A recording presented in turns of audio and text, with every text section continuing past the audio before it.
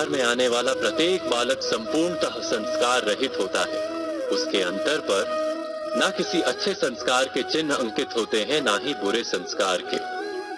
अर्थात जन्म से बालक में ना कोई गुण होता है और ना ही कोई दोष।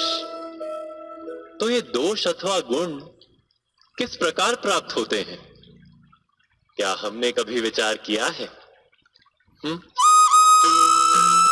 जो बात माता पिता के मुख से निरंतर सुनी जाती है, वही बात उनकी संतानों के हृदय का संस्कार बनती है। जैसे किसी गांव में नदी तट तक एक पगडंडी बन जाती है केवल उस मार्ग पर बार बार चलने के कारण।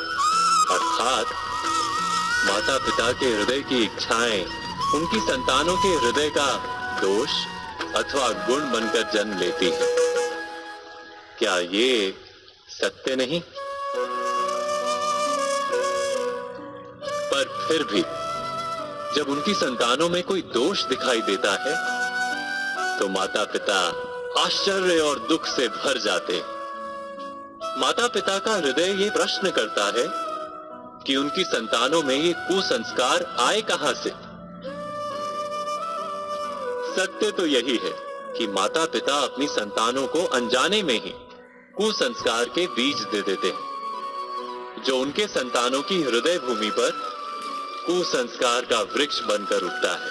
अर्थात अपनी संतानों को सुसंस्कारी और धर्ममय बनाने की आशा रखने वाले प्रत्येक माता पिता को प्रथम अपने हृदय की इच्छाओं पर अंकुश रखना क्या अनिवार्य नहीं?